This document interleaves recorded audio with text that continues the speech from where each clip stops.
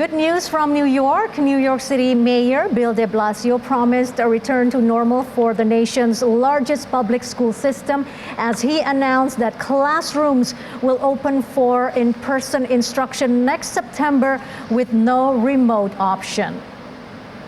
The roughly 1 million students who attend traditional public schools will be in their classrooms with some version of the coronavirus protocols that have been in place in the current academic year, including mask wearing and COVID-19 testing, de Blasio said.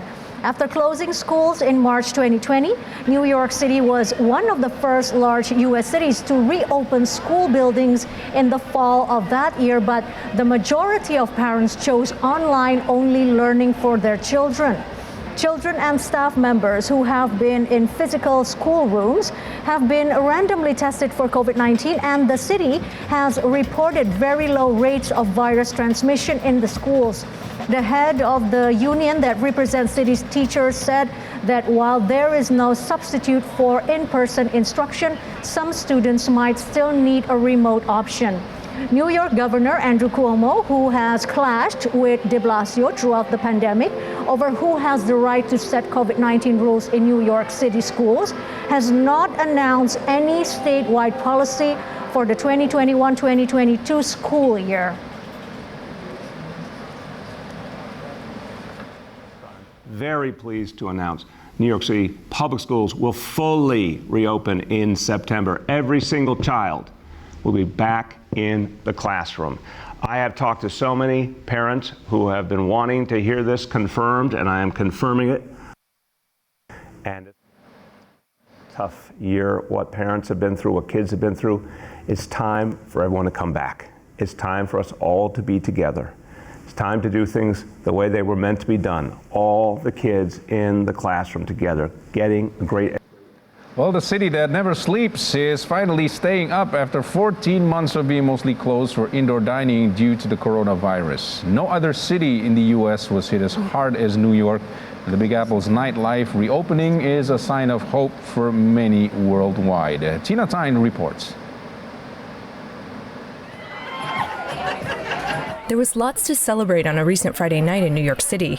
For the first weekend since the beginning of the coronavirus pandemic, bars and restaurants opened with no mask restrictions for vaccinated people. We got hit pretty hard during the pandemic, so it's great to see everyone's out, everyone's friendly, everyone's having fun. Other milestones? Indoor dining is now allowed at 100% capacity, and the subways have resumed 24-hour service. It was a big difference from a year ago when Christina Albert moved to the city. It was a ghost town, and to see New York City come back to life, especially Midtown and the theater district, I am super excited. Inside this Hell's Kitchen restaurant, Daniel Arcia, a teacher, had some choice words for those who skipped town. I just want to say that all the people who left New York, suckers, we are back. More than 3.4 million New Yorkers, about 41%, are fully vaccinated with the coronavirus vaccine. The beauty of New York is like we're still wearing masks when it's necessary. We are trying to balance, like having fun and taking care of each other. It's starting to feel a little bit more normal. So we're happy to see that. It's definitely from like lonely to back to, having family in your living room. For Anton Derritt, chef and owner of Filipino restaurant Tradition, the timing couldn't be better. We opened up a week before the lockdown in 2020, and we were forced to shut down our doors. On this night, there was an hour wait for a table. I got a full table right here. I got a line outside the door, people walking by. The energy of New York is coming back.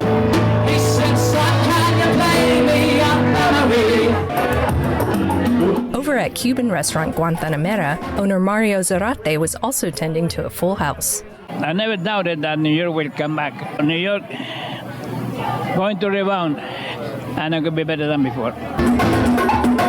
After more than a year of restrictions, New Yorkers are once again proving they're the city that never sleeps. Australia's state of Victoria is racing to contain a virus outbreak. New restrictions will be reimposed. Health authorities in Australia's state of Victoria were racing to contain the virus outbreak that has grown to 5 cases. 4 cases of community transmission were recorded late on Monday, and another case was detected on Tuesday in metropolitan Melbourne. Victoria State Acting Premier James Merlino announced restrictions will be reimposed, which include limiting home visitors to 5 people and public gathering to 30. The 4 locally acquired cases are reflected in today's number. I can advise of a 5th case, which formally entered our system after midnight. He was identified as a contact from case 1 and was urgently tested, producing the positive result.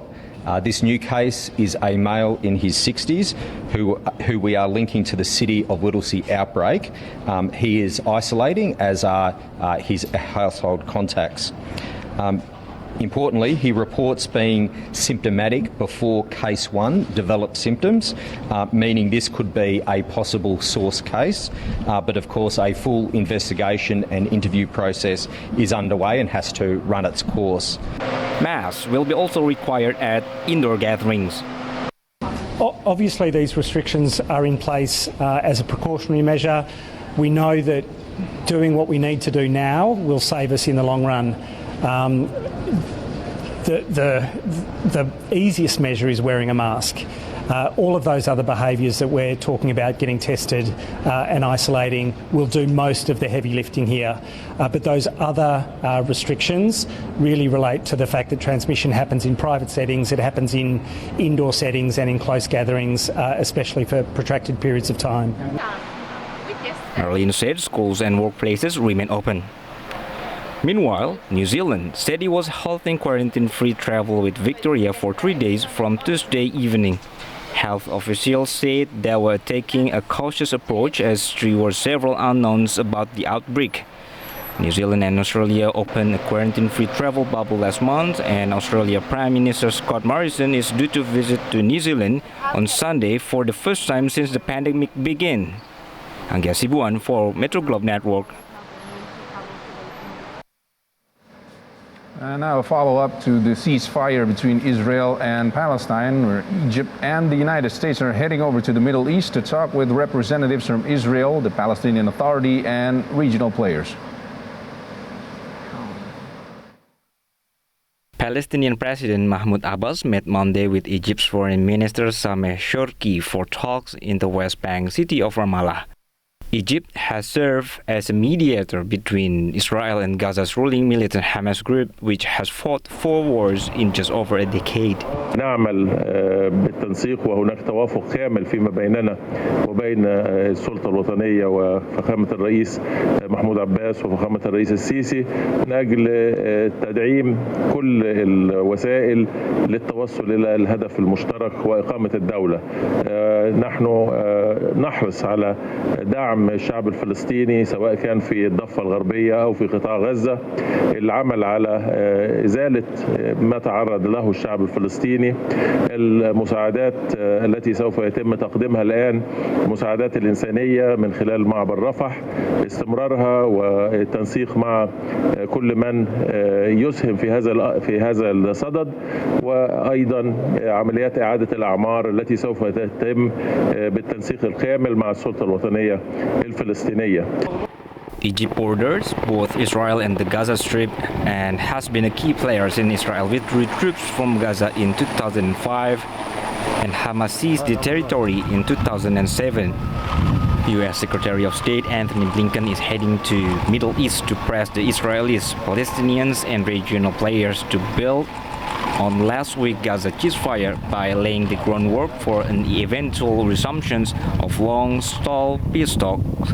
While Blinken will meet with the leaders of Israel, the Palestinian Authority, Egypt and Jordan, he will not see anyone from Hamas. Anggia Sibuan for Metro Globe Network.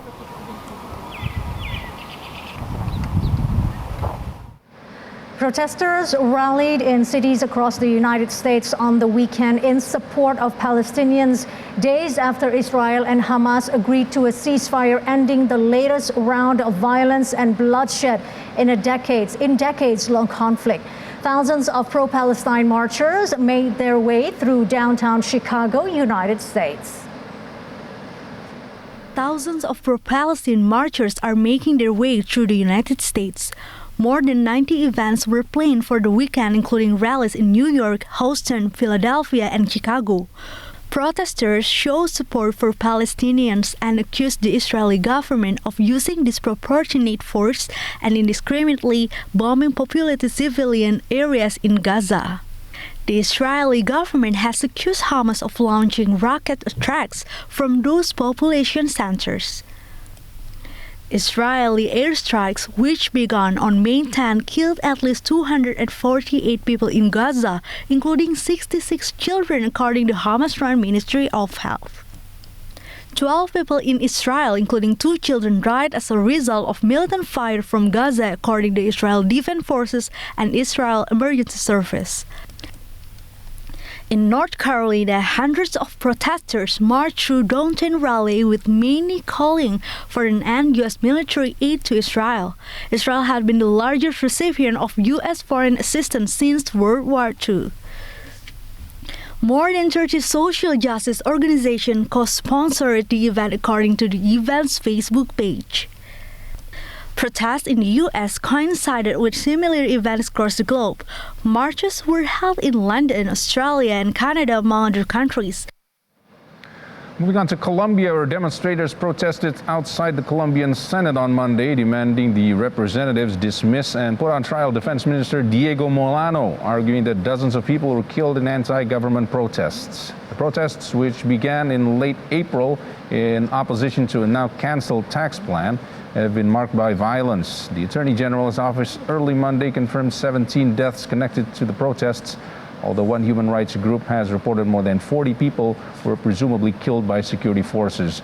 The pre-agreements will now be examined by the strike committee's assembly and by other government representatives. Although sparked by opposition to the tax plan, the demonstrators' demands have expanded to include a basic income, an end to police violence, and opportunities for young people. Besides the fatalities, the Attorney General's office said 129 people reported missing are still being sought, while 290 others have been found. The withdrawal of the proposed tax reform prompted the resignation of the former finance minister, while a health system reform was shelved by lawmakers. Road blockades connected to protests have paralyzed exports and caused shortages of gasoline and food, although more than 500 have been lifted, according to the government. Senador Antonio Sanguino y el senador asistente relacionados en la parte considerativa. Police are investigating an anti-Semitic attack on restaurant diners in Los Angeles as a hate crime, as analysts worry about ongoing attacks directed at many different ethnic and religious groups. Mike O'Sullivan reports. Tuesday, protesters waving Palestinian flags transitioned from noisy protest to physical attacks on outdoor diners as they demanded to know which of the diners were Jewish. Sporadic outbreaks of violence in the United States have been aimed at minority groups or their supporters, says an analyst at California State University, Stanislaus, who has studied hate crimes in Croatia, the scene of violent ethnic conflict in the 1990s. Crimes against Asian Americans have risen from California to New York since the onset of the coronavirus pandemic. 1,100 had been reported just over a year ago. We are now up to more than 6,600. In recent years, there have been other targets. An extremist stabbed 3 men who were defending Muslim women in 2017, and a synagogue shooting killed 11 in Pittsburgh in 2018. And now, funds are being reduced for policing in many American cities. He says the problem requires leadership from politicians and social media companies, and at how people can learn to respect each other despite their differences. Mike O'Sullivan, VOA News, Los Angeles. More to come on Asia Prime. Stay with us on Metro Globe Network.